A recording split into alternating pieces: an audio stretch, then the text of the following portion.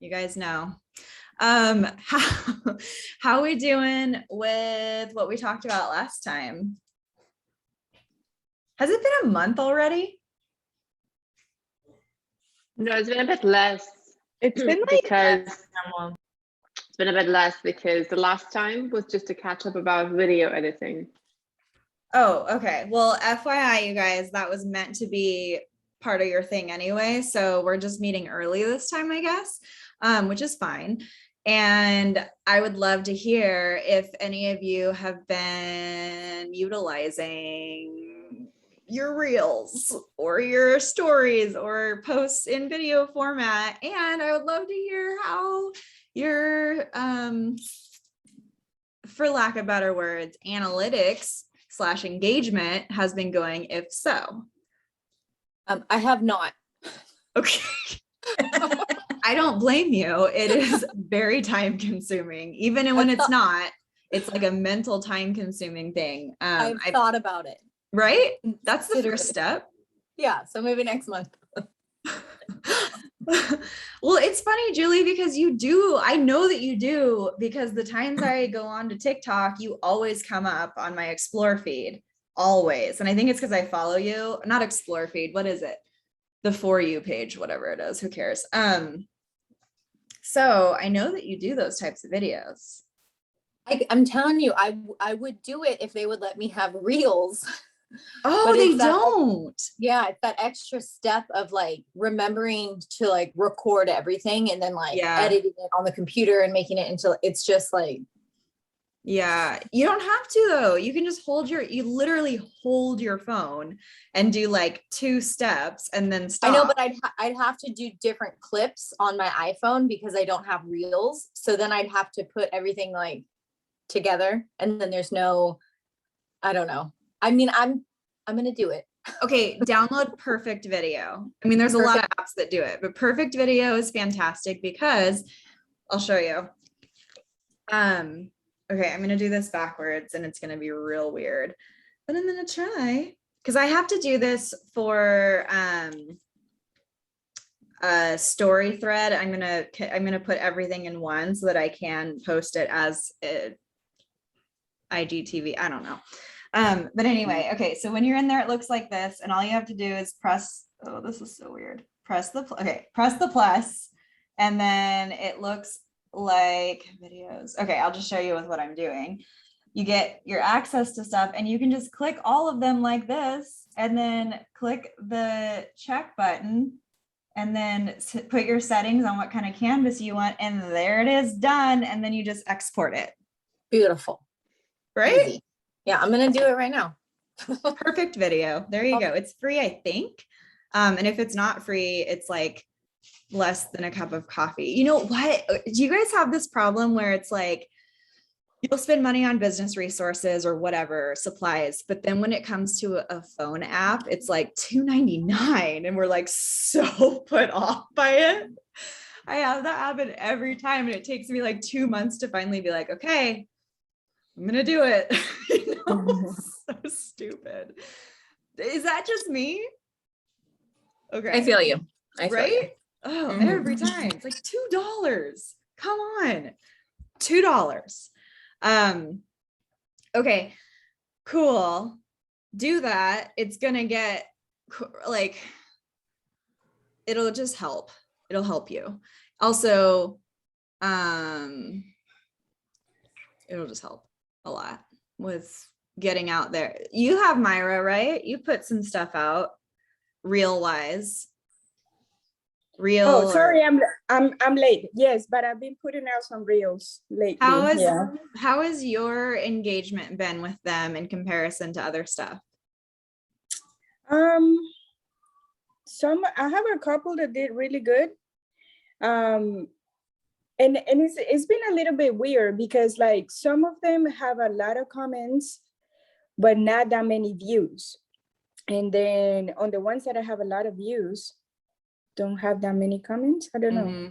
So there has been a couple that have done really well, but then the last couple of ones that I put out, it's only been like 3,000 views, that type of thing. But there have been good comments on them.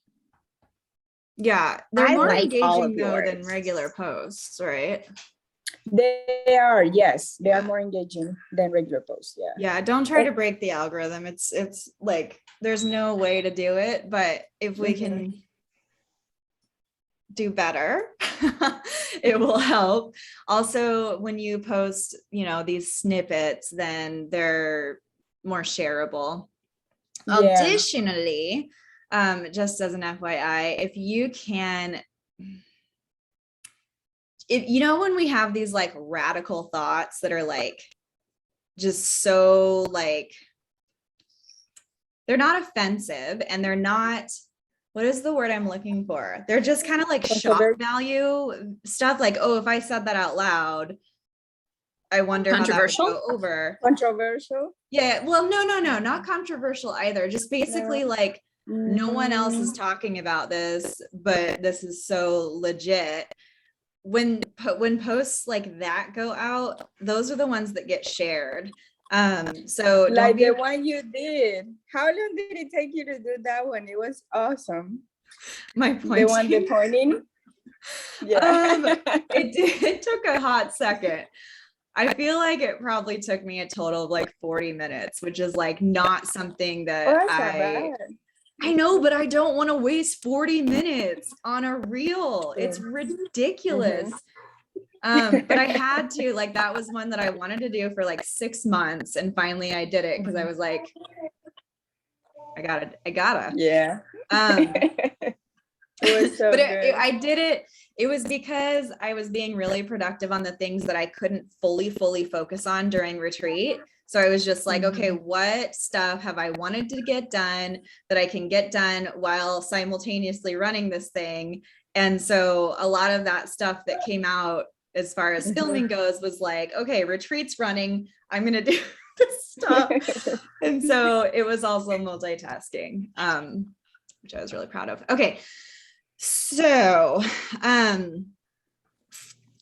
do you guys have anything that's come up for you that you wanted to chat about or ask questions about, or any of the like things like that?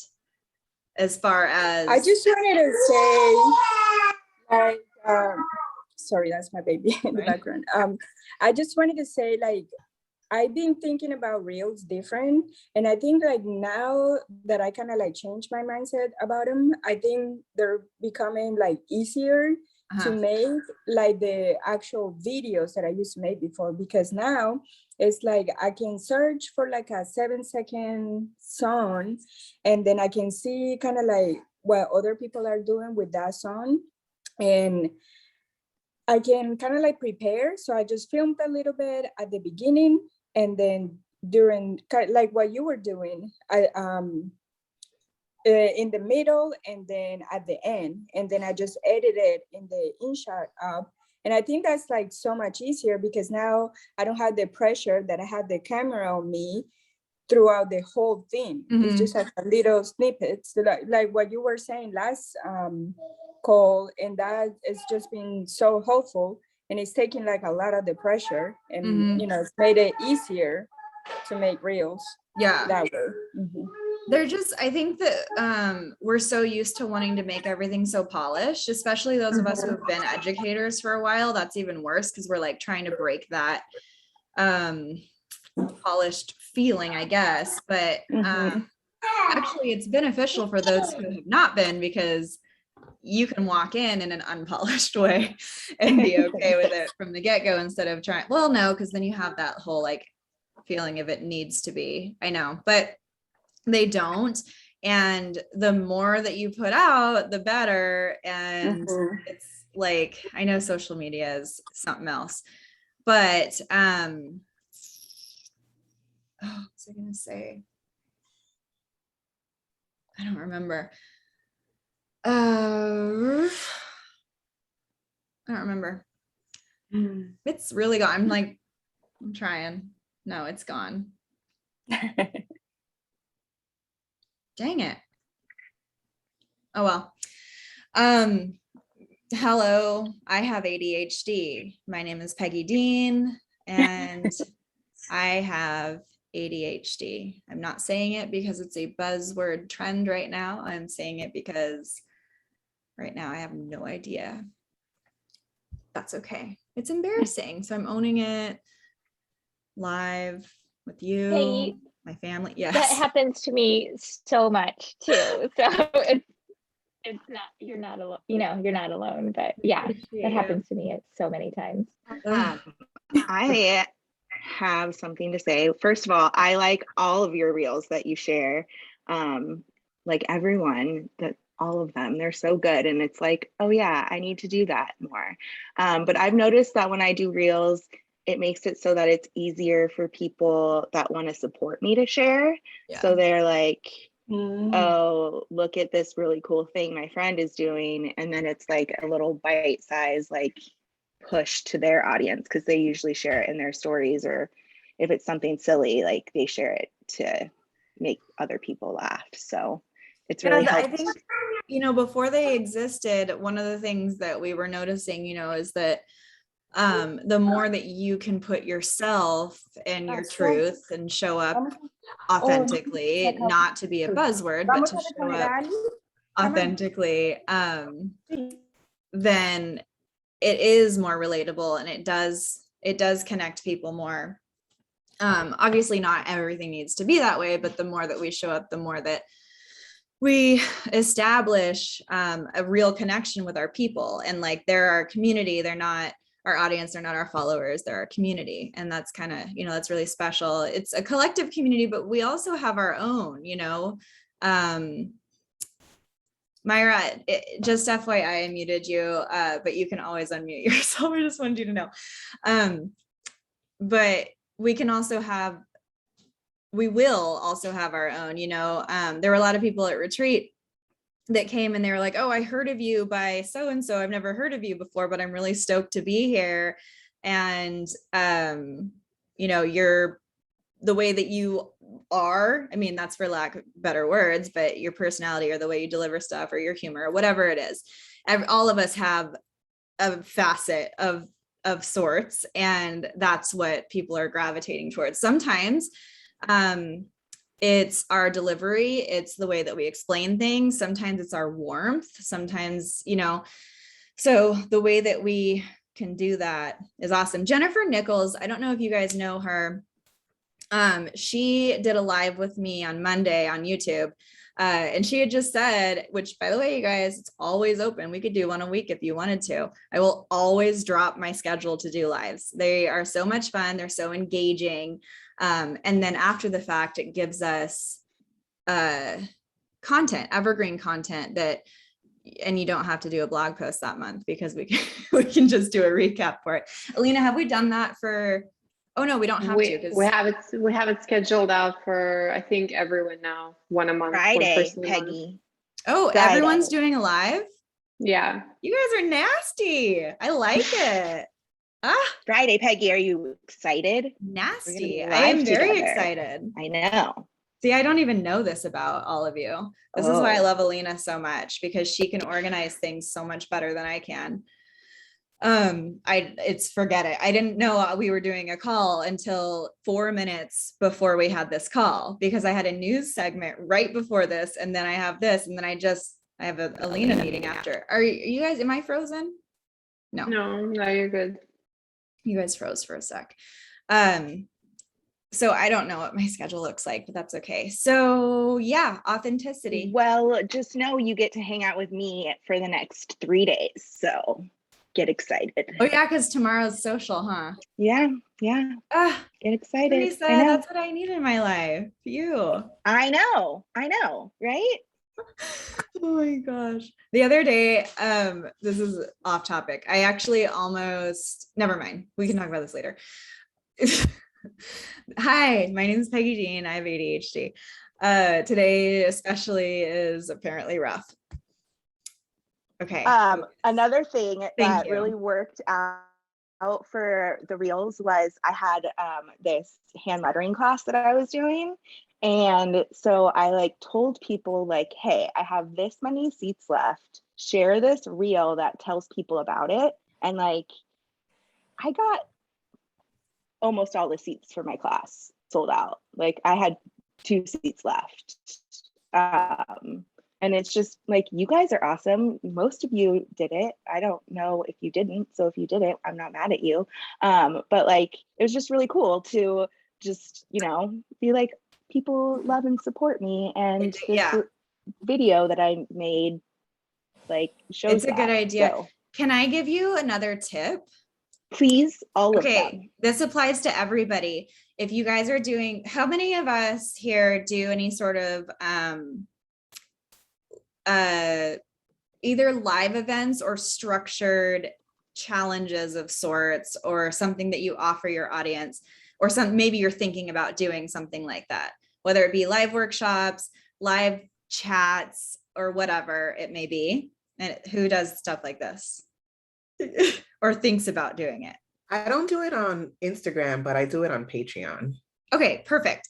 Here's You what also you want to have Skillshare, Vanessa, that you post on all the time. Yeah, that's true. but I yeah, don't feel like that's within the same Okay. realm. Yeah. Is that what you're talking about as well? no, but it could be. So here's what I suggest doing. For hype, yeah, video all day long, but don't discredit the people who have already signed up as perfect promo word of mouth. So in addition to having them sign up and then delivering like awesome content, in the in-between, before it starts or before they start, or maybe the first email they receive, anything like that, you can give them a shareable graphic. And basically it's like, I'm joining in on Bloody-Doo, and then here's what I'm most excited about, or these are the 3 things that I'm stoked on, or here's my big goal. It's basically like giving, and you want to position it like you are letting your person like boost their own accountability by sharing to their audience. And you can say like, you know, it's really fun to share this with your friends or with your community, because when you share that stuff, they're so along with your journey. But at the bottom, it's like your information, like I'm joining whatever at Teresa Haddo, whatever it is, but just a pretty graphic that they can actually put something on with text that they share. And then it's just like, and I made you this cute graphic to share before we get started. And that's literally it. And then they're going to download it and share it, because how exciting and fun, they just signed up for your thing. Like, why wouldn't they want to share it? You're a pure genius.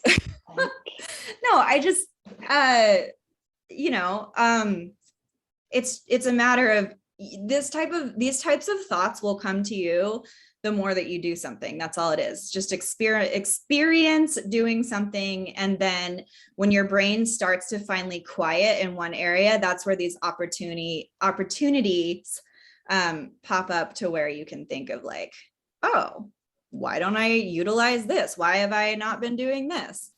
So the other thing I wanted to mention about this, and I know that this isn't really design team related, but again, you guys know that I just want to give you guys like a hyper focus on stuff anyway, so that can be helpful. When you have, this is a question that came up as I was asking people about courses. So this could apply to tutorials too. Throughout every thread of a process, whether it be a lesson, whether it be lessons within a module, whether it be a simple tutorial, which you guys create, in each step of it, you want to have something that is implementable right away for the person that is viewing it. So for your student, or for, you know, your viewer, whatever you want to call the people. And if you can, encourage action, however it makes sense to, in those spaces. Because when you do this, it gets them so engaged with what you're delivering that it would be impossible for them to not, or for them to like lose attention and not finish. Because a very small amount of students who like enroll in online classes actually complete the classes. And it's because everybody has so much to consume and they don't act, so when we give people next steps, especially at the end of tutorials, at the end of classes, it will not only continue their engagement with you, but it will hold retention, and they'll want to come back because they're still implementing what you told them to implement. And it's effortless word of mouth because they had a good experience because they were able to directly implement what you taught them. Leanne? Could you give an example? It's hard for me to put this in context. Yeah. So, okay, I'm going to use your mindful, what did you call mindful drawing? Meditative. Yeah. Yeah, I'll do that. The longest word ever. Yes. So I have not, don't hate me. I just don't have time. I have not watched. I've only skimmed. Okay. I don't have time. I love you so hard. And I think that what you do is brilliant. But as an example, just don't hate me if I say something that you did do. I'm not saying you didn't. Okay. Here's an example. Okay. Let's say the beginning part is like, here's some marks I like to use because they make me feel like this. Okay, so that's giving somebody a feeling versus seeing. You're immediately connecting them to a feeling as they use a medium or as they create a certain thing. So you're letting them experiment on their own while guiding them with examples. From there, it could be an immediate, okay, now what you need to do is create, I don't know, 3 to 5, whatever, 3 specific to you full pages of one repetitive style, whether they be like lines that you could be specific, lines that you manipulate. 3 different styles of lines that you manipulate. That's what you're going to do now. Meet me back when you're done. And you guys can do this in tutorials. You can straight up say, pause this video now, do that, and then meet me when you're done. And then they come back and you're going to say, welcome back. And you can just sit there like this. Welcome back. I'm going to trust that you paused the video and did the assignment. You don't have to edit anything there. It's great. So when they come back, that's where you can go to the next step and implement like, so that's tutorial wise, but like in a class, you would like have that be its own lesson. And then on the next one, they'd come back. So you get that. But on the next one, it could be like, okay, so now we're going to incorporate what we just did with a simple illustration. And I'm going to show you how to create, I don't know, an animal based off of 3 simple shapes. Okay. So what you're doing is you're giving people such easy breakdowns that they can implement right now. It's not going to be something that's a learned skill later because they're going to learn that skill later. It's going to build up, but in the meantime, they have something they can get out of it right now. So let's say, okay, you're going to introduce these 3 simple shapes. You're going to draw them, and then you're going to build off of those shapes. And then you're going to say, all right, you're going to pick the shapes that you want to use, and you're going to pick one animal, and you could get specific. Getting specific is always good. You could say, for this exercise, just for funsies, we're going to pick a jungle animal, right? Okay, you're going to pick the shapes that you want to use, a jungle animal, you're going to draw that. And when I meet you back, we're going to combine these 2 elements, okay? Pause. And then you come back, say, awesome. It's okay if it looks wonky. You just created Bloody-Do. That's fun. There are no rules when it comes to illustration. If you look at, you would say this prior, but basically we make it our own, and no one's expecting you to have like a perfect style like that. Like you can follow along with me, you can really expand, whatever. And then based off of the lines that you created, we are going to weave them in like this. So rather than just like putting them in a background, maybe you're going to separate your paper. Maybe you're going to say, okay, we're going to cut this into thirds. You get to choose how the thirds look.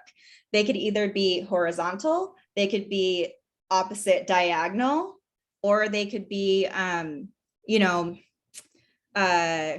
like super close here, but then there's a lot of space at the bottom, like you could show what that looks like. So I just put my thing on screensaver. Draw 2 horizontal lines because you're going to split this into 3. And then on each section, that's where you're going to put your 3 different types of lines. Or if the directions change, that's where you can put the same type of line, the same type of line, and the same type of line, because they're going to be perpendicular or similar, different angles.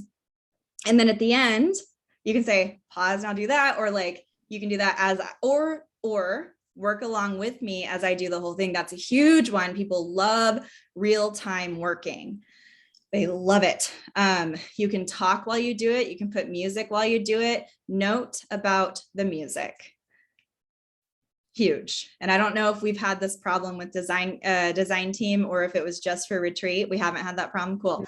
No. Make sure that you're using royalty-free music. Make sure.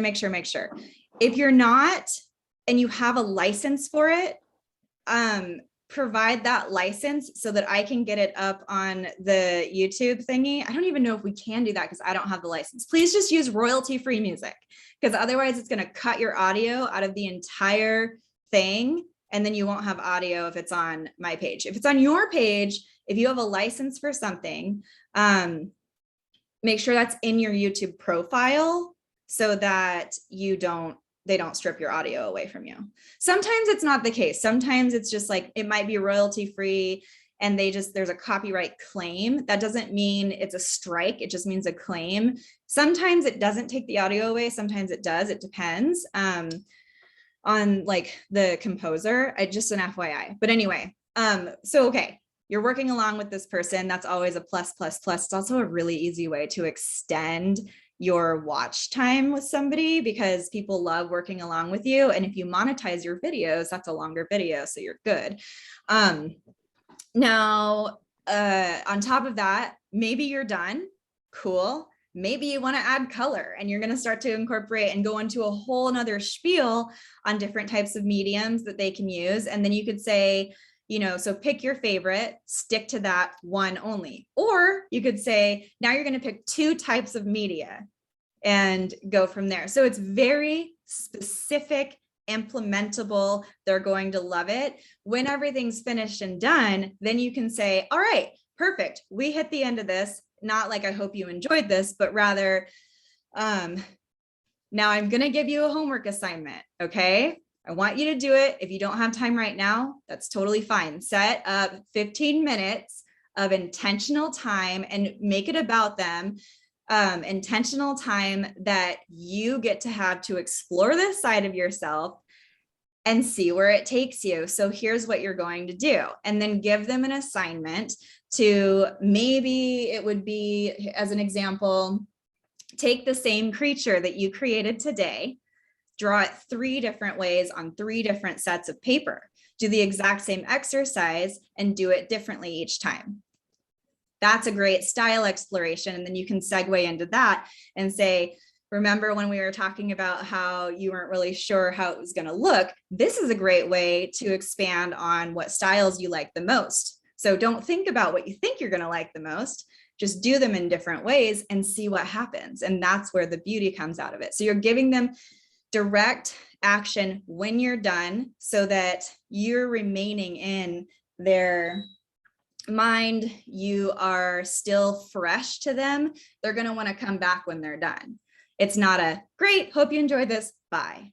And then also, it's like, you don't want to give people too many like calls to action in videos or in text or in emails. You don't want to separate somebody's space so much because of decision paralysis, but you can, when it comes to videos, you do have to tell people what to do or they're not going to do it. So it is worth saying. I mean, in my YouTube videos, I hate doing it, but I'm like, all right, make sure that you subscribe and like this video and everything that YouTubers say. Like, that's my way of saying it, because if you don't say it, they're not going to.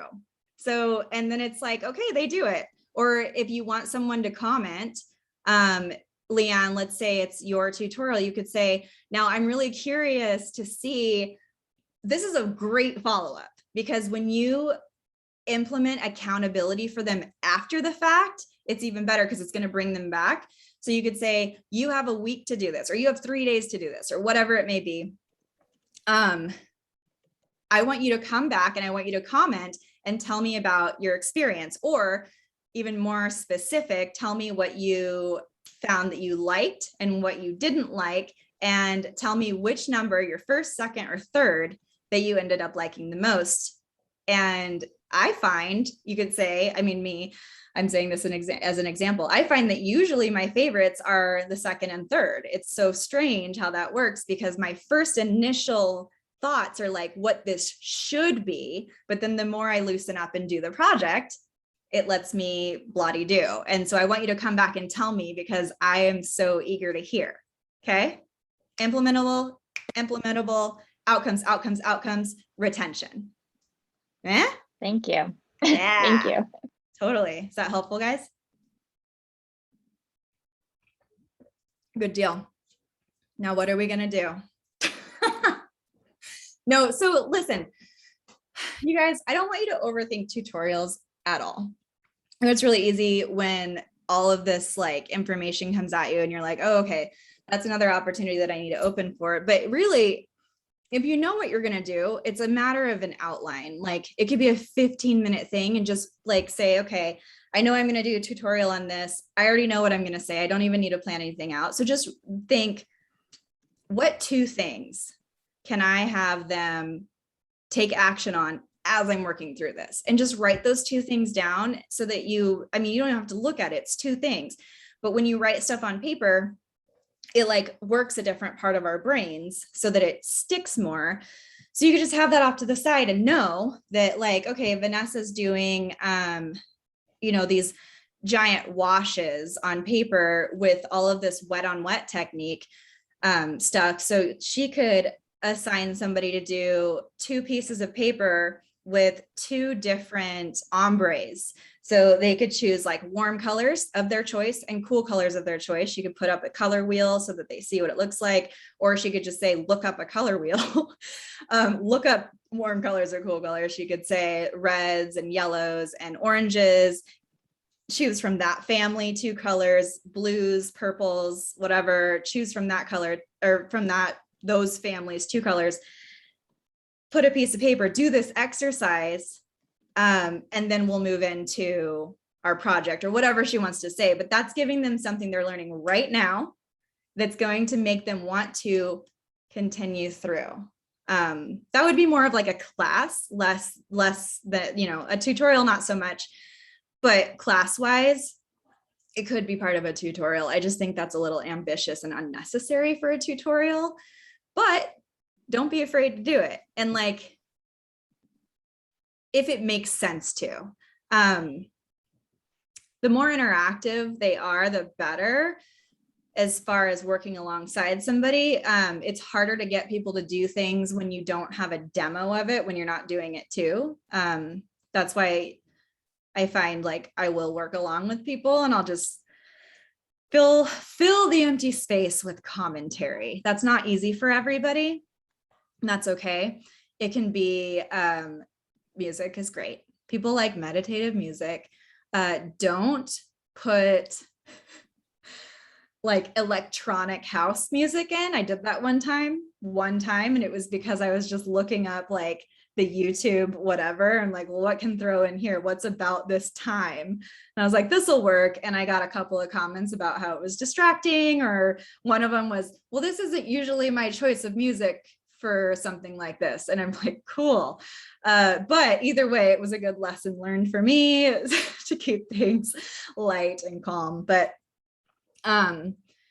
yeah, so I think that will be really helpful as far as like retention goes. You're giving people something that they're immediately interested in. It doesn't have to be personality. Like that's what everybody says. It's like, well, the magic is inside of it, but people think they have to be so extroverted and so funny and so whatever, because mostly, okay, people don't think that. My people think that because that's my approach. That's my approach to everything. It makes me calm down to be that way. But that doesn't mean everyone has to be that way. It's a matter of connection and giving people something tangible that they can do alongside you instead of just listening and consuming. When people listen and consume, that's as far as it gets a lot of the time. And that's why conversions aren't great. That's why people aren't going to your newsletter when you're like, okay, sign up for my newsletter. Don't say that. Don't say that. Don't say, oh, I'm going to give you this thing if you sign up for my newsletter. Don't say that. I changed my newsletter today. I would like you to know. Okay. Also, I got so many emails from people telling me their favorite Trader Joe's item because in my video, Yeah. I mean, this is semi-related to what your examples were, but Yes. not really. But like, No, it totally just is a good like- example. like, I was just like, I need to fill in this time. I can't just like, so I'm just going to talk randomly about stuff I like. And everyone has an opinion about Trader Joe's, it turns out. Yeah. And I got so many emails with people telling me their snacks, and it made me very excited for shopping. So, Okay, this is Seriously, a you're really, so going to get sponsored by Trader Joe's one day. I'm here Mark for my it. words. I am okay with that. Like, that's it's fine a with me. really good example. There were a couple classes, and you'll find this too, like whether it be a tutorial or classes or whatever, you'll get an influx of people telling you the thing and connecting with you about something you said. So there have been classes I put out, and like when they're fresh in the first few months, I'll just all of a sudden get a bunch of emails from people. And sometimes they say stuff, and sometimes it's just, here's this, or here's snacky. That's not, that's not a name. But anyway, it's because snacks. And it's their picture of their dog, or a picture of their chameleon, or a picture of like whatever animal that they have at their house, because I'm like doing the same thing. You fill the time and you're like, listen, I don't know. All I care about, or like Lucy will walk through and I'm like, you guys don't care. You have pets too. You have pets. And you know what? I want to see your pets, and then it's like, send me a picture. I'll never be mad. You can send me the rudest email of your life, but if you send a picture of your bunny alongside of it, like we're good. Like we're so good. And I am going to accept all that negativity like you wouldn't believe. Like, shit like that. So it really, sorry, I'm recording and wait, that was my one bad word. Only one bad word a session. And that's the rule. You guys can say one bad word only. I keep it out of my brand. I am one to say words. So yeah, that's the kind of stuff that is gonna set you apart and gonna bring people into your space, and connect you with them instead of being bland. No offense to anybody who loves being bland. You guys don't, come on. But just putting these little quirky things in there. Also, this might take extra effort and you don't have to do it, but if there's a time that you're like, you messed up, if you start being audible about it and you're like, wait, it's totally not what I meant to say. Let me see. And you start audibly talking about your it's not going to take as much time because you're not going to have to edit. But you start audibly talking about your process, that's going to connect people to you. They love seeing troubleshooting in real life because nobody mentions troubleshooting. They don't talk about what to do when you make a mistake, so that keeps people hooked because they're like, oh, I'm so glad that you addressed blah, blah, blah. And then great. Additionally, this is the part that would take more time because you would have to edit, but it is fun to point out blooper types of things by cutting the clip where you have to talk about that and making like a sound effect at the beginning and the end, and maybe just making that part of yourself black and white so that it's like, or desaturate, or like really, really bright or something to where it's like, clearly we're going to talk this through and I was being ridiculous. Totally unnecessary, but if you're in an edit already, might as well because it's fun. Did I share my recent trailer with Alina? Is that stupid if I share that now? No, I keep thinking about that trailer almost every day, and I think everyone deserves to see it. Okay, I'm gonna open this up and share with you. Now you can't keep it from us. No, that would it's just gonna be rude. It's It'll be- amazing. It's pretty amazing. It'll be up. I walked through an entire edit in because I'm filming Creative Course Lab right now, and this is going to be for a class on Skillshare. Let's see if I can find it. I'm really bad at organization. Just being real. Okay, faux, calig, rough, final. Is this final? Final? Yeah, okay. I'll share this trailer with you as an example. This, by the way, is so overly edited, okay? And I only did it to walk people through this in this class. So do not think that you need this many edits in anything ever, okay? But you'll see tiny snippets that might give you ideas to do stuff. So I'll share this. Let's see, advanced share. No, wait, share. Oh, shut up. Oh, all participants. I didn't know I could do that. Okay, share screen, this, share sound, optimize for video, done. Do you see just the window of my face? Okay, hopefully this isn't too loud, but I will share. All right, listen. Modern calligraphy, brush lettering, this gorgeous art practice is not a trend. It is glorious and it deserves our attention. Look. Yeah, it's real good. You know what's even better though? Oh, I'll tell you. I will tell you. When you can say that about a gorgeous calligraphy piece that you created, and you can make it happen in less than 30 minutes. What? I'm about to walk you through my coined method.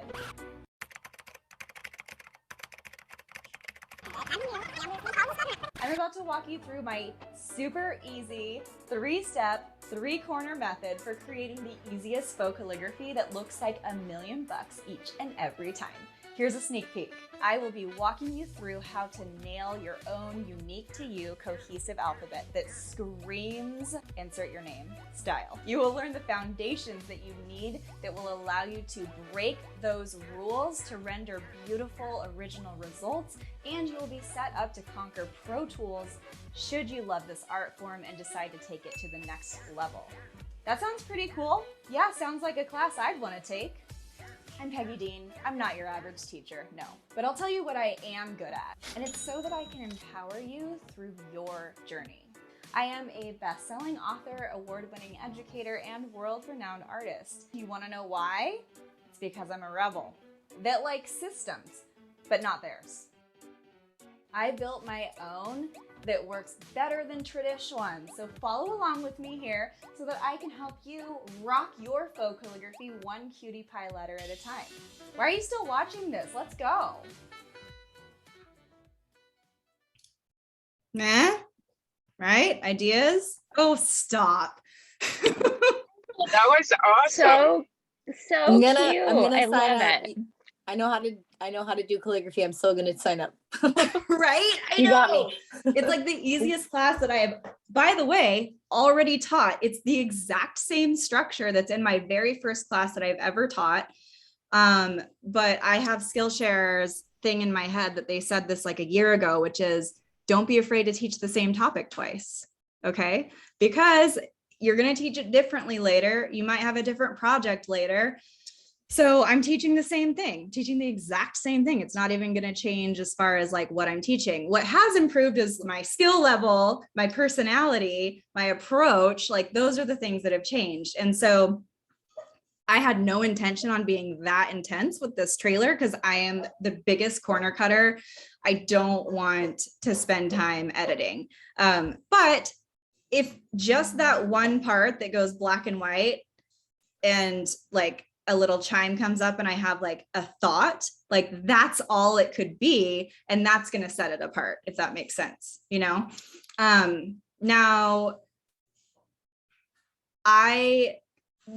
here's something. Now, I don't want you guys to get it in your heads, but that was fully scripted and I was reading the entire time, but you didn't know that because I had this energy and I didn't practice ahead of time. So that's the thing. You can script things, but I super recommend not scripting things unless you know that you will be able to like I filmed that on my phone with like a teleprompter app. So in case you ever want to try something like that, whether it be in the beginning of something or the end of something, it's called, let's see. I think I can actually just give you the direct link, but I'll show you what this looks like because you can, okay. I think I might have shown you this before. So here's the camera, but what right by the camera, it'll start and you can pick the speed, but the text is so close here. So it doesn't look like you're reading across. It's just right by the camera. So it looks like you're looking at the camera. So here's a script. Actually, which script is this? No, it's not the same one. But like, so I'll press this. Oops. All right, I'll press record. It gives a small countdown so you can get into place. And this is how fast I have mine going. And you might need to like play with that a few times to know like how fast yours should be going for you. But then the edits or the speeds right here, and you can edit your script is really easy. And then when you stop it, your recording is just right here. So you can save it to your phone and then continue going. There's green screen and all sorts of things, which is totally unnecessary. But let me see. I want to share it in case share app. I do not recommend doing it unless you are absolutely positive that you can make sure that it does not sound like you're reading, because people will know that you're reading and then it makes you have zero personality and it's so gross. So please don't. I didn't script things until year 4. Okay. Nothing. And then year 4, I was like, I got this, no problem. And the first few times I did sound like I was reading, but now it's like I've gotten used to it and I know how to. And sometimes, like, if I don't say the right thing, I'll just say to myself, no. And then I'll go back to my phone. You can see my finger every time it's right by the camera. And I scroll back and I sit there and I wait and I have a smile, because you always want to start with a smile. You don't want to start like this, because if you start like this, you're going to start reading like that, or you're going to start talking like that. So if you start with a smile, then you're going to start with energy. Always, always. Okay, I do have this thing and it's letting me airdrop it to myself, but what's it going to do? Open something? I just want you guys to have the right one. Copy link. Ooh, okay, I'm going to open Slack and I'm going to send it to Alina. Here we go. There's the direct, wait, come on. Doesn't want to copy link. All right, you guys. Well, anyway, it's called teleprompter and this is the icon. I don't know why it won't let me do it. It's red. That is the icon of the one. And why is it blurry? Come on, I'm doing such a good job. There we go. That's the icon. Okay. If you end up wanting to try that, it's great.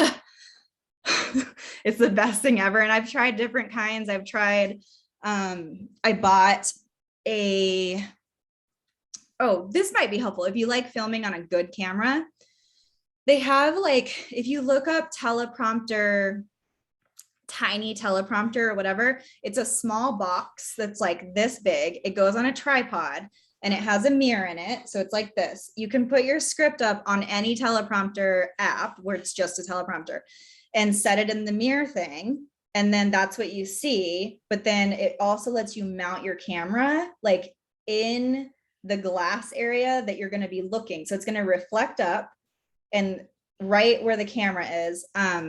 It's kind of confusing. It's a weird setup, but it's like $99 for that little box thing. And that was great. I used that at first, but then I found this app and I'm like, my phone is sufficient to film stuff on. My phone is sufficient to film stuff on. There's a big billboard off Burnside. You don't know what that means. That is, I just took a picture of it to show people in case I feel like editing it in, which I probably won't, but to prove, here it is. It's a horrible picture because I was literally driving and took this picture, so it's blurry. But look, it says portrait shot on an iPhone. It's huge and it's so beautiful. You don't need a special camera for anything. Nothing. You're welcome. Okay, so anyway, any questions? Any concerns, compliments? You're amazing. That better, more specific. Yeah. Thank you for that teleprompter idea, because I have to record my talking heads for the Skillshare class I'm recording, and that's the best. Right? I never thought of that. Yeah, it makes such a difference because like if you can script it. So I script stuff the way I would speak, like the way I would normally speak. I don't script stuff like it's going to be an article. Like I even include like, okay, let me see if I can find it. I was in the bath when I scripted this. And I came out of my bath, and part in the course, I come out and I'm wearing like sweats, and I like clearly just got out of the bath, and I was like, okay, listen, I'm filming right now for a reason, because I want to share with you that this is when ideas hit and this is when I'm taking action. So I'm relating to you right now. This is going to happen, and I'm going to walk you through how I went through this. So I might have deleted it. No. Okay. Oh no, I did. Wait, did I? All right, listen. No, it's right here. I'm going to show you. I'm going to show you. Okay. This is what I did in my bath. And this is how I structure my scripts. So I have talking head, which means talking head. And then I say insert image because I knew I wanted an example there. Frame change, closer. Why do I have that in there? Because I want to be able to continue to grab interest. Frame reset. So this just means I got closer in the crop, and then I go back to reset. Different frame, you saw that where I was like, what? So literally everything was scripted, which is not what I want to promote ever. But I was in my bath and I was like, ooh, I have so many ideas, like reverse video with reverse sound. I need to make a slide for this, slide 1, slide 2, slide 3. I did that, like talking head, frame change, images with B-roll, which by the way, the one with the circles that you were probably like, whoa, Peggy, you're a pro at editing. That was a Canva template. So don't, and if you want to type in Premiere Pro, Premiere, like have the effect of the typing, it is not, it is so clunky because it's not an effects program. Like it's not After Effects. I don't want to learn After Effects. And so I was like, oh, I wonder. And so I went into Canva of all places, and I like put text in. They have not one, but like 4 different ways to have text show up on a screen in an animation form. So all I had to do was download a royalty-free typewriter sound. So I had that idea. At first I did try to do it in Premiere, and I was just like, are you kidding me? Like the process of this is going to take me like 30 minutes just to get this to like appear the way I wanted it to, because it has to be frame by frame. And I'm like, no, thank you. And then text, wow, brag much. I actually don't think I ended up doing that. I didn't, even though I wish that I would have. So that's making fun of myself, because I think that it's funny when you give yourself credentials. I don't know, it just kind of humbles you a little bit. So instead of being like, you know, not saying it or saying it kind of like shyly, no, I'm going to say it with a punch, but then I'm going to make fun of myself for saying it with a punch. And then I had this, and then let's go. So basically, like I had everything ready to go. I knew what I was doing. And so in the course, I actually walked through this. I said, so I took notes. I know where I want what. And so I recorded this, and now I'm going to show you how I chop it up according to my notes. And but that's basically like, that's how I type my scripts with the brackets, with the instructions, because then I know exactly the way my mind is working. Like I know what I want it to look like as I'm typing it. It's not like what opportunities do I have here and here and here? Like you guys saw me dissect opportunities from a video before, but this is when if you plan something out like a trailer. And it also, if you are going to script something, it helps just kind of loosen things up because you got all of your plans there. I will say that when you are teleprompting and you copy and paste that text into your script, before you do that, make a copy of it and get rid of all those bracket instructions because you just want to flow, unless you want to like have a ton of edits. Secondly, I just am seeing your chat. Sorry, guys. Okay. Oh, let me look at the app and make sure it's the right one. Yeah, that one. Video teleprompter. I don't know what the purchase thing is, but I purchased. Wait, oh, it's $16.99. It's worth it, guys. Huh. Why does it make me feel this way every time? $16.99. That's like telling me it's like $1,600. The thing with apps, I tell you, it's like if you found like a shirt for $15, you'd be stoked. This is like a straight up software that's going to help you in your business. It's $16. You're like, anyway, I was just now, even though I did buy it. I feel like it was $15.99 when I bought it, or $14.99. So they are ripping you guys off right now. I'll tell you what. I would easily pay it like $60 for that. It's way easier than using the whole box setup and tripods and all that. But maybe some of us are fancy and want to do that, Kelly.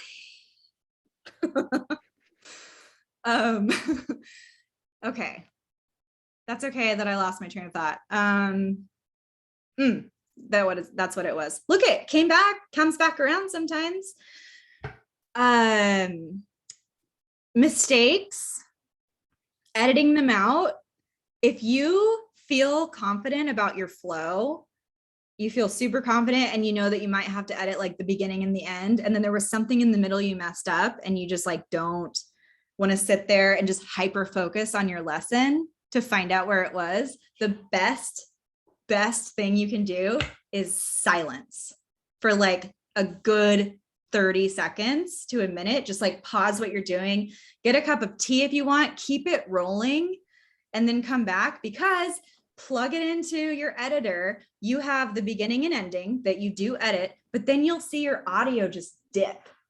And then you can just like look for your audio wave and just clip that out, make sure that it flows in between, and then go. If you know that everything is good and you messed up to the point of no return, silence. It's the best trick. Cool. I know that we're talking about video again. I wasn't planning. I didn't have a plan. I wanted to see what you guys were up to. And now here we're talking about video again. Any of this helpful? Any of this like, oh, I already know that, Peggy, you dumb. Vanessa, I worry. You intimidate me. Yeah. Wait, what? Me? And Doriana, you guys intimidate me, but it's okay. I got this. But why? That's insane. Julie's like, why don't I?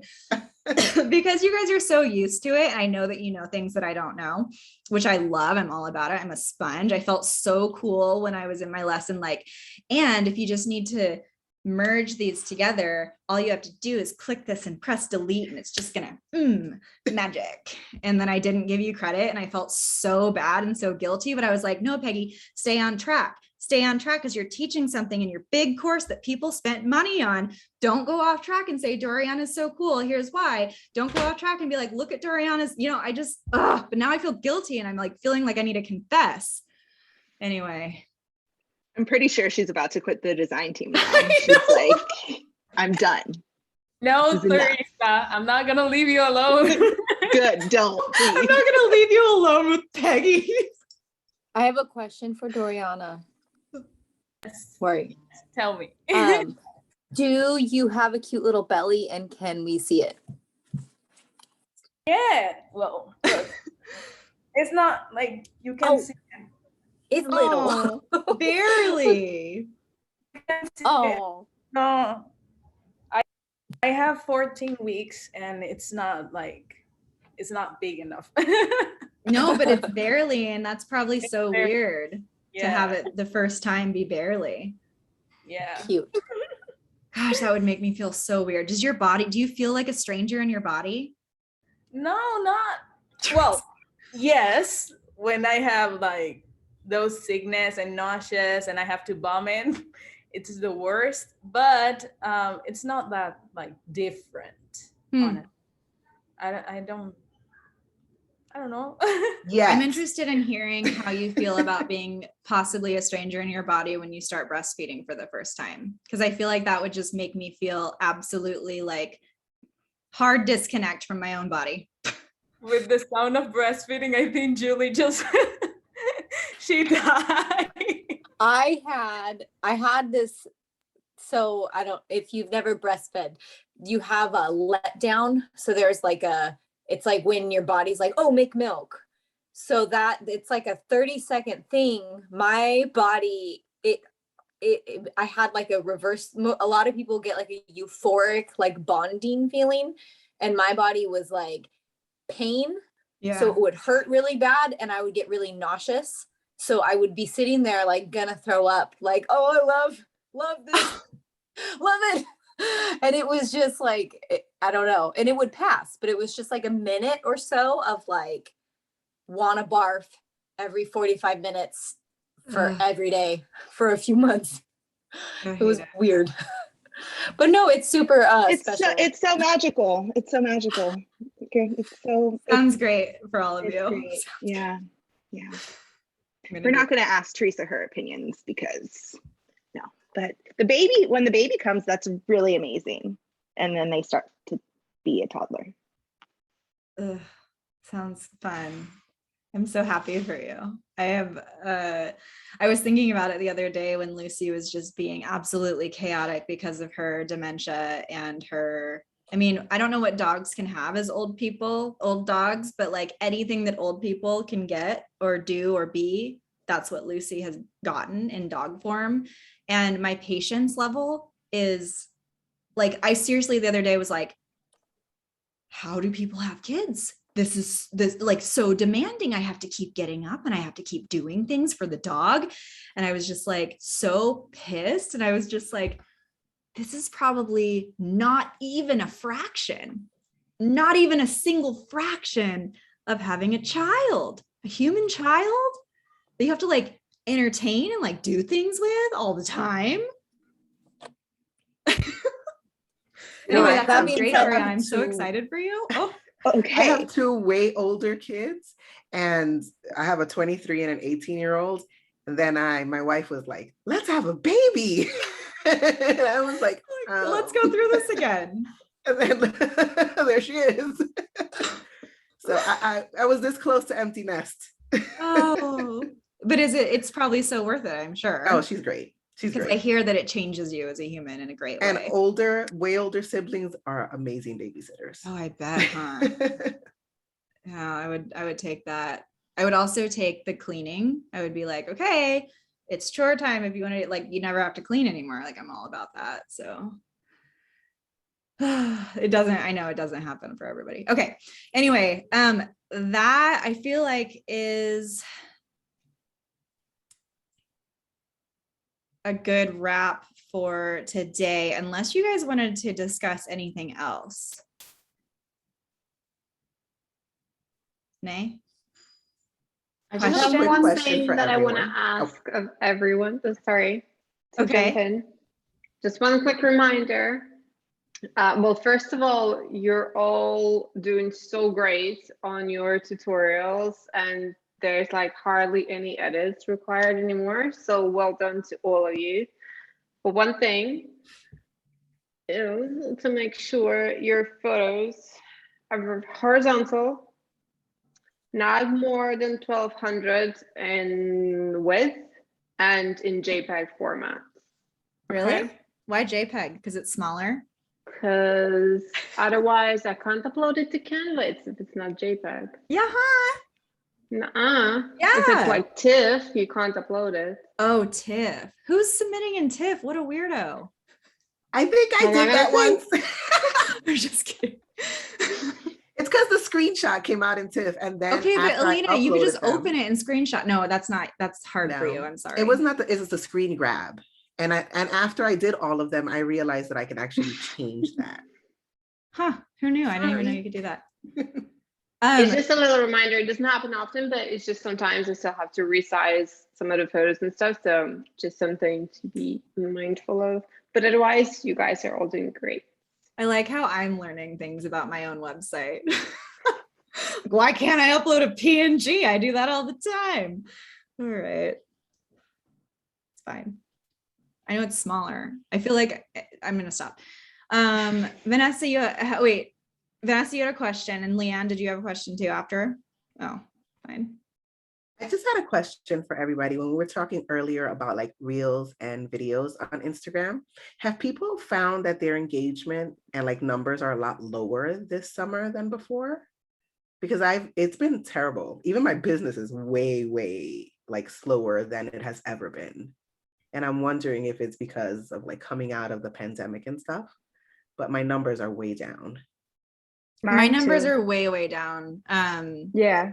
I mean, I Mine have too. 186,000 followers and I get 2 Mm. comments, maybe like 500 likes. I mean, I know that sounds like a lot to some people, but if you look at that ratio of a following to engagement, it's nothing, which is interesting because I just put up a Creative Chorus Lab as a second account. I'm like, how is this going to go? I'm not going to promote it.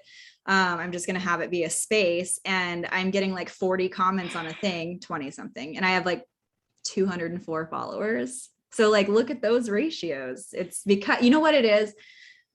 I think it's because it's new and it has an intentional engaged audience. Like it's not filler audience in any way, and it's new. And so all those people are like paying attention. If I could prune 187,000 people down to 50,000, I would in a heartbeat.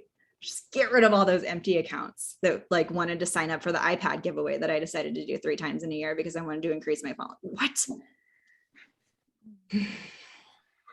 I have thoughts about my behaviors. Yeah, my followers are like way down too, and engagement and all of that this Yeah. year.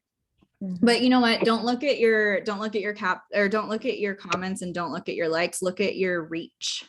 That's going to help you. So instead of looking at like, oh, this is in comparison to how many people I have, it's, oh, this only reached 5,000 people. That's why.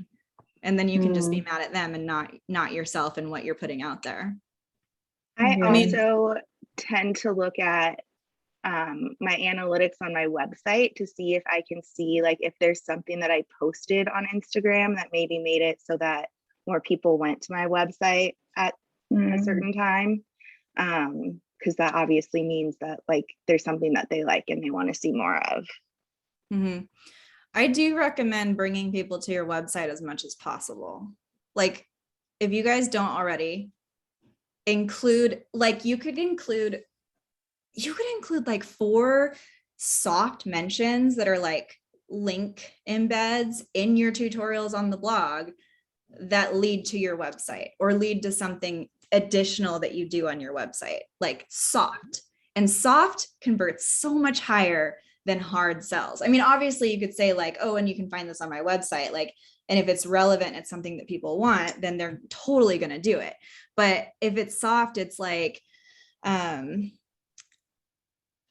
you know, you might be typing something and say, and you know, this actually is interesting because it builds, I don't know how you want to say things, but it builds off of something that I worked on last month. And then where you say something I worked on last month, that's an embedded link to your site. That's like a soft pull. The more you do that, the better. And you do that everywhere. Do that on your, do it everywhere. Like on social, you could say, you know, this is a thing. It's here. I also, you know, it's been fun to do this series of the other 2 things that I offer. I don't know, you know, this could be relevant to anything, but if you can always give people like a ding in their mind to make it seem like it's their idea to go and check out whatever else you have, if you can get people on your website, that's where you want them to be. So you don't want people on your, I'm sorry. You don't want people on your social media. You don't. I mean, it's a good traffic generator to bring into your blog, but you don't want to push them to your social media. You want to keep them on your website, which is why I tell people, take your freaking icons, your social icons out of your header, take it out of your header, take it out of your about page, have it at the footer of your page, just the footer. That's it. People will have to scroll down. Think about grocery stores. Everything that we want is on the exterior of the store, and we have to walk through all the aisles to get there. It's all the junk food in between. So now, sorry, it's not all junk food, but it's the stuff that we have to like think, oh, I want this. Oh, I want this. Oh, I want this. That's a bad analogy because that's saying that our content is junk on our website. It's not the case, but it is where we have maybe soft lead magnets the whole way down, bringing people to where we want them to go as they're scrolling down to find our social links. You can put it in your about page. It's fine. I have mine in my about page. What I'm saying though is like, that's okay, Julie, we're about to wrap. Don't be, you know, don't push people away from your site. Secondly, if I might have mentioned this before, but if you do push people away from your site for whatever reason, let's say you're a Skillshare teacher, always have those links open up in a separate tab. So links on your website, same tab, unless you want them to still have that page open for whatever reason, but anything external, open in a separate tab. That way your website still exists in their browser and they haven't technically left you, if that makes sense. Because everything else is rented land. Instagram has, I mean, there's bugs. Your account could just go away one day. Skillshare, it's competitive. You know, you don't have any of that student information. When you keep people on your website, you keep them engaged. When you have lead magnets, you get them on your list. When you have a list, you make sales. You can sustain yourself as a creative business. Okay. I have a, I don't know if this is really a quick question here or anything, but so I'm kind of just building up things on my website, right? And I want to have people there. So what if you don't have, like, there's things I know I need to get on there. Like I want to have a place where people can download some stuff. And I don't know, like when you have people come to your website, what should I don't know. This What's isn't your a great goal? question. What I'm is your- sorry. So rather than thinking about what your website should have or what lead magnets to have or any of that, what's your goal of someone visiting your website? What action do you want them taking from coming to your space on the internet? I guess it's interesting when I'm hearing you talk about, I mean, I know this, I want to move away from building off of Instagram. Mhm. And so Instagram's kind of a place where I talk a little bit more about, like when I post, I talk, it's almost blog-like, you know? Mhm. And like, I've been thinking about like, how do I just bring that into my website Yeah. and blog there? And then also have it on Instagram, like Yeah. the same, but So, not. yeah, but it like in condensed form. Yeah. Yeah. Because when you blog on your site, it's evergreen content if you use the right keywords, because if someone's looking for that thing on Google, they're going to find it on your evergreen blog, which might be 3 years old, that article, but they're going to find it because it's relevant then. On social media, that stuff's not unless someone's scrolling, they're not going to see it. So blog, traffic to your website, and then social media there's your content. You've just repurposed it. Additionally, don't underestimate Pinterest. So if you can make a pin of the thing and then do kind of a similar situation, you don't have to get as in-depth in captions. But Pinterest is also an underutilized, for a lot of people, it's an underutilized social media outlet specific to what we're doing. Like Pinterest is a try it space. So the more that we put our stuff out there, if that's your goal, right, then it's a good place to be. I mean, I think it was like 300, wait, what was it? I can't remember what it was at. I wish I had numbers. Numbers are so helpful. Okay, so I was checking and I had a sufficient amount of views per month on Pinterest, and I kept like knowing, oh, that's something I need to do. So when I started being active about posting on Pinterest on my own, which I'm really bad about doing because I forget. I'm not good at remembering to do things. You ask Alina, I'm terrible. So when I would remember, I would queue stuff up and then it would be that, and then it would be that only for like 3 months. But when I started doing that, I was like, wow, I have 500,000 views a month. Or no, it was less than that. When I started being around active, 200K, I think, originally you were saying. Yeah, but that was, wait, how much? Around 200. Okay. So that was 200K. doing bare minimum. Okay. So now, and I noticed, this is interesting. I noticed that my older pins do way better than my newer pins. So the way that algorithm works is like, oh, you're not going to see results right away. You're going to see results down the line as this becomes more like padded in that evergreen content that comes up when people are searching for it. But now I'm at 4 million in like a year of just doing 5-ish, 4-ish, sometimes 3 pins. with different images or different graphic layouts. I'm just experimenting.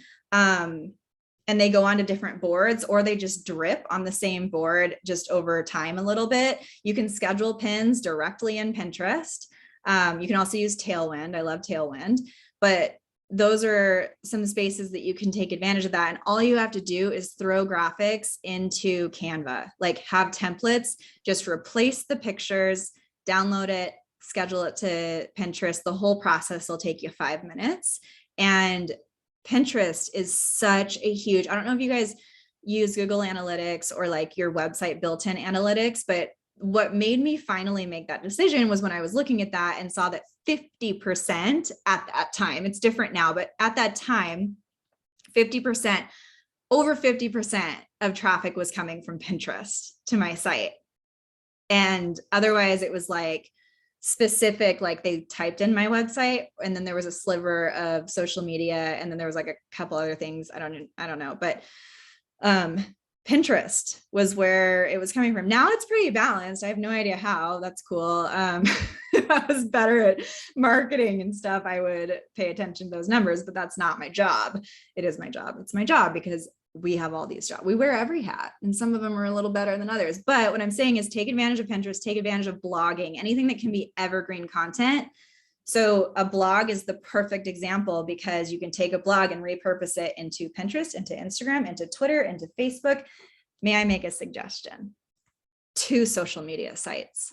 You can exist on more than that, but your attention and your focus, no more than 2 social media sites. You will drown yourself and you will hate life if you do more than that.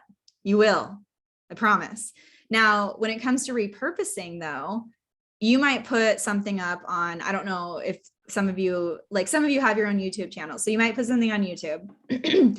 From that YouTube, you can write a blog article around the same topic. It might be extracted right from YouTube. It might be something supporting that content. That blog post then becomes Pinterest. Okay. Your Pinterest could lead to YouTube and your blog. I recommend embedding YouTube into your blog post if that is a thing, because that way you're keeping them on your website, not sending them away to YouTube where they're going to be inundated by all the videos that aren't yours. So embedding it in the blog post, even if it's supporting content, put it at the bottom. That's what I used to do because I wanted people to scroll to get there. But then I realized, because I wanted people on the website longer, but then I realized they're still going to be on the website just as long as they press play because it's, a longer video. I don't know. I find both to work well, but it's like all experimentation all the time and seeing what works best. Okay. So recycle to Pinterest. I was going to say you could do too much information. I don't want to overload. 3 minimum of 3 pins for every single item. So if it's every single piece of content is what I'm saying. So if it's one piece of content, at least 3 pins on it. It might be the same exact image or it might be the same wordage. Change your fonts, change your colors. Everybody is attracted to different things. I will tell you, blue is the most, here's the problem. You want to stand out in a space like Pinterest. You don't want your pins to blend in. But what I notice on Pinterest, the blending in ones tend to be white and like cream and blush. However, that's also what people on Pinterest are gravitating toward. So I recommend having one, and we don't do that, but I recommend having one in that colorway, but then having a blue. Blue is what we're most studies show, apparently, that that's why so many icons and favicons, I don't know how to say that, and app logos and all that. That's why so many are blue, because that's what we're most attracted to, supposedly. I'm personally not, because I'm super cool, not like anybody else, because I'm just a little bit better. So yeah, no, I know. Fit those like feminine, pretty colors that bloggers love. Okay, there's that. then there's blue, but then in your own special standout colors. Those are ways to test. And then over time, you can see what performs better. But also explore different layouts. Don't use more than 2 text fonts in a graphic because your information will get lost. Try to stick to, in a main call out, 2 to 4 words, maybe 5. If you have to do that, shrink some of the words that aren't call out words, because you want your call out words to grab attention. You have less than a second to grab their attention when they're scrolling. So you want the words that are most relevant to stand out. And then any additional text or information is also just as quick. But if you need to elaborate, which I do recommend elaborating, just make that smaller, because once you catch their attention, you've already done that. Now give them, 5 extra words to show them why they want to click on it, So Canva, my best friend, Canva, love it. So great. Alina, will you do me a favor, and will you, after this, when we send the video file on the replay, will you also send them the access to my 3 Pinterest templates? Mhm. I have Pinterest templates that are just templates that you can use. There's and you can change the colors. Obviously Canva has a ton, but I made them specifically for people. One's like a neutral palette, one's an earthy palette, one's an ochre palette. They have different types of fonts included. So that might be easy to swap out for you. And that way it's not going to totally overwhelm you, but you'll have 30 new, not Canva styled templates to use. And then, they are standard Pinterest sizes, but I recommend, and it's easy to resize. Oh, bye, Julie. It's easy to resize them by going to resize, and then it'll copy everything in that project over to the resize, and then you can move elements. Sorry that you have to do that. They are the standard Pinterest size. You don't have to do it, but my recommendation is telling you that you do, because I think that it's better to have them the same size as your stories, because they're just slightly longer. And so they stand out just a smidgy more. And it makes it easy, because then when you make graphics, you only have to make one, like the ones that Alina makes and that I share that you guys see me tag you in. Those are for Pinterest, but I have her shoot one over for me to put it in the stories. And then I don't have to make a stories graphic. So that's what we do. We just recycle everything. Anyway, okay. I just want to keep spilling all the information all the time. I don't want to give too much to make it so it's wait, what do I do? What's my actionable item? It's fine. Okay. I shall get this replay ready. Send it on over. Elena will send you templates. You can choose to use them or choose not to use them. They will be on Canva. You do need a free Canva account in order to use them. Canva's my best friend. I used to use Photoshop, and then I moved to Procreate, and then I moved to Canva, and I never looked back. Canva used to be really clunky and obviously bad design, and now it's really good design. Also mockups. Have you guys looked at their smart mockups yet? I was just gonna ask, can you do mockups of prints? Yes. And okay. Yes. Can't find it on there. Business cards and computer and laptops and iPads and phones, and they have multiple kinds. It's so cool. I want to show you. What did you call it? Smart mockups? Yeah, I'm going to show you real quick. So is that how you find it? Okay. Sorry that I'm doing this. Not. You're not sorry. I was going to say, you're not sorry. You guys aren't sorry either. You like that I'm doing it. I'm not sorry. I'm Don't not apologize. Okay, check it out. I'm going to create a design here. Let's just go. Oh, I didn't mean to press this one. Who cares? Okay, so you just have to go to one of your, I'll just use this as oh man, why did I pick such a dumb size? Oh, here, I'll show you how to resize something. You just go to resize. There we go. And then it shows you things, but you can also do a custom one, but I'll just go to square so you see it better. copy and resize. Then it takes that element and puts it over here and you can adjust as needed. Okay, so I have this in here and you go to effects and then right here, okay. Wait, are you only now able to see it? Because Zoom just told me you can only now see it. No, we can see it. No, it was shown before. Okay, so frames is easy. Frames is just right here. They have like the frame. Cool. Okay, there's a mock-up, but they also have smart mock-ups, which are right here. I don't know if they're here automatically. It might be something down here that you have to like click and then it like installs in your space. But either way, see all. I'm gonna show you.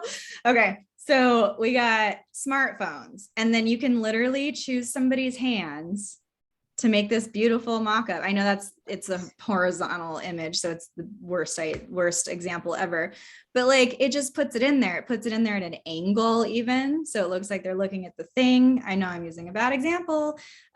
Laptop, okay, but they also have plain ones, which I like the plain ones mostly just because I like my images not to look stock. I want them to look organic. So if I can't make them look organic, then if you scroll down here, look at all these laptops. You got a white one, okay? You got a sideways one. All you do is click it. That's it. After you drag an image in, you just click it, okay? Greeting cards. It's gonna look really good on a greeting card. It does crop it, so just know that. Prints though, like, hey, okay, I'm into that. Look at this. Oh, I'm into that. Okay, I'll show you one that's cuter. Let's see. Where do you put my artwork? I don't even know. She There's a organized this. folder. It's in a different folder. Mm-hmm. Okay, where? There should be another folder. Folders, artwork, Peggy's art. Okay, I'll use this. There you go. And then I go to effects, and then I go to smart mockups, and then I go to down. All right, we got, where was it? Here. So they have plain ones too, though. Like you could put it in a plain wall one. And then you can also, if you don't want anything in it, just crop that out. You could use, I know that you guys can easily do this yourself, but now I'm on a roll. So like, look at how pretty. Are you kidding me? Stop. It's cute. Oh, that's so cute. Basically, smart mockups on Canva are awesome and you should use it for everything. Oh, let me show you. I'm going to show you a spread I'm really proud of. Okay. And then I'll let you go. Okay, let's see. See all. Yeah, I'm doing too much. I think it's in this one. I'm really proud of this spread. Oh wait, I don't want to show you this one yet. Shoot. I don't want to show it to you. I do, but I don't. This is so hard. I do, but I don't. I do, but I don't. Okay, well, basically what I'm saying is, oh, I can show you. I can show you, and I just don't want to show you the slide. It's like these are private things that haven't been launched yet. I'm really excited about it. I'm working a really long time, and I don't want to share. Okay, here's a PNG. Last thing. Look at this spread though. Like, look, this is enticing. This is like, oh, I want in on that. What's all this going on? So this is a smaller spread of a larger spread, but PNGs, you can make whatever you want on Canva. Okay. I am not sponsored. Hashtag not sponsored. Cool. Okay. I'm gonna let you guys go. I want you to enjoy the rest of your Wednesday, and I'll see you soon. 1 month's time. Maybe before that for some of you, like tomorrow, because you're all on the flock. If you want to show up to social hour, it's where we don't talk about business and we talk about our nails and underwear. So, okay. All right. I'll see you guys later. Thank you so much. I appreciate Thank you. You Bye. guys. Thank you.